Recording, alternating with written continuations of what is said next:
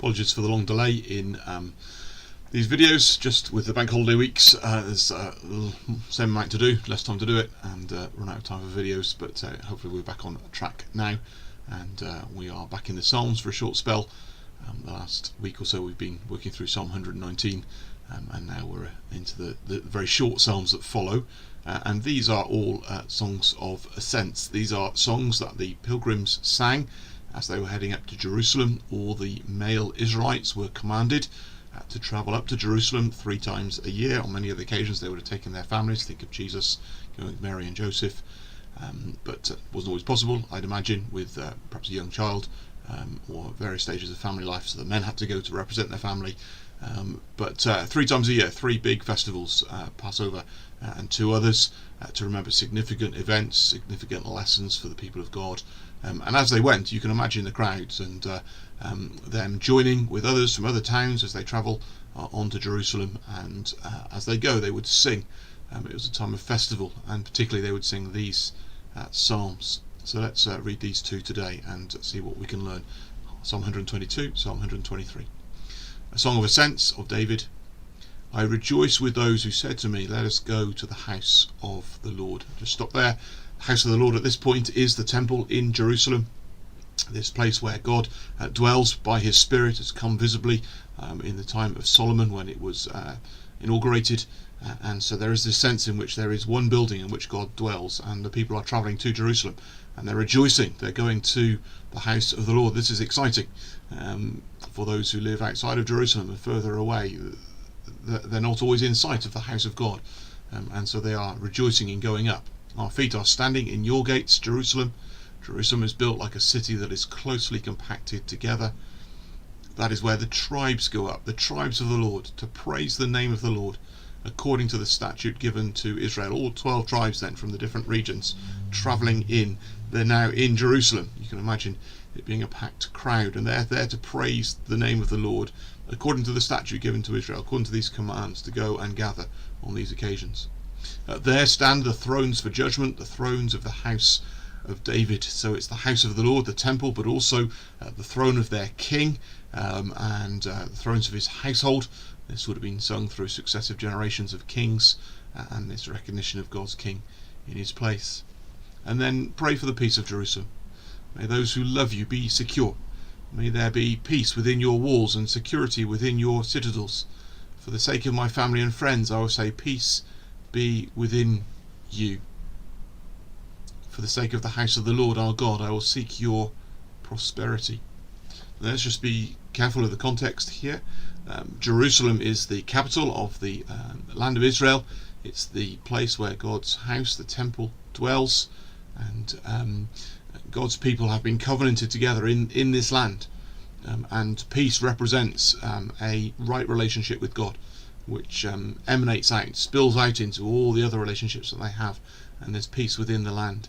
And so praying for peace of Jerusalem is praying that the people would be living rightly with God and loving God, and praying for their safety and their welfare, and longing for its prosperity. And why? It's for the sake of the house of the Lord our God. Because God is there, because his name is in this place, because he dwells amongst his people, they're longing for this sense of peace then and rightness. And this is what they're singing as they're travelling up each year to their physical capital city. Now we need to be careful about how we apply this. What is the house of the Lord now? It's not our church buildings. The New Testament tells us that we, the people of God, are the temple of God, individually, yes, but also when we gather. So it's not so much the place, but the people where God is present. And we are seeking to pray for the peace of God's people, to the place where his Spirit dwells, where his house is.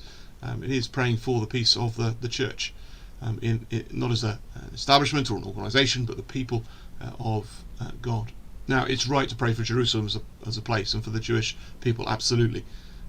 But in terms of taking this psalm and running it through the events that are to follow and through the Lord Jesus Christ and out the other side, that would be how we would apply this psalm. There is a joy in going up to the house of the Lord, to being gathered with God's people. Thankfully, it doesn't just happen for us 3 times a year. We're able to gather regularly. in twos or threes, or as a wider Christian family on Sundays, or in some of our big festivals. Yes, absolutely, in larger numbers. And there's a joy in any of those. There's something good and exciting about going up to the house of the Lord, to be the people of God, knowing His presence amongst us. And we long for God's blessing on this. This is something that we aspire to. Second Psalm, Song of Ascents. I lift my eyes to you who sit enthroned in heaven. As the eyes of slaves look to the hand of their master, as the eyes of a female slave look to the hand of her mistress, so our eyes look to the Lord our God, till He shows us His mercy. Have mercy on us, Lord, have mercy on us, for we have endured no end of contempt. We have endured no end of ridicule from the arrogant, or of contempt from the proud. Throughout Israel's history, as they would have travelled up to these festivals, they would have been at various points under attack or under occupation. There has been much animosity towards them as God's people. They suffered much for being God's people. There were probably times too when the nation was largely apostate, and the faithful few were travelling up to be obedient to His command. And there is this sense then of need and dependency, and the picture in the midst of these problems is that they look to the one who sits enthroned in heaven, like a slave looking to the hand of their master, not in craven fear, but in dependence, in recognising that their existence depends on their master.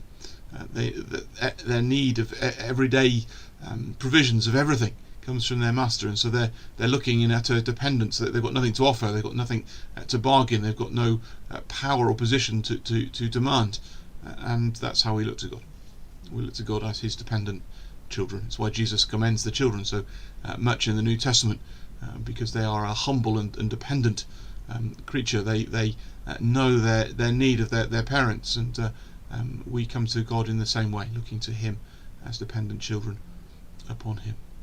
So here are two brief psalms, brief meditations to help and question our attitudes. Do we love God's household? Do we love God's people? Are we praying for their peace and prosperity?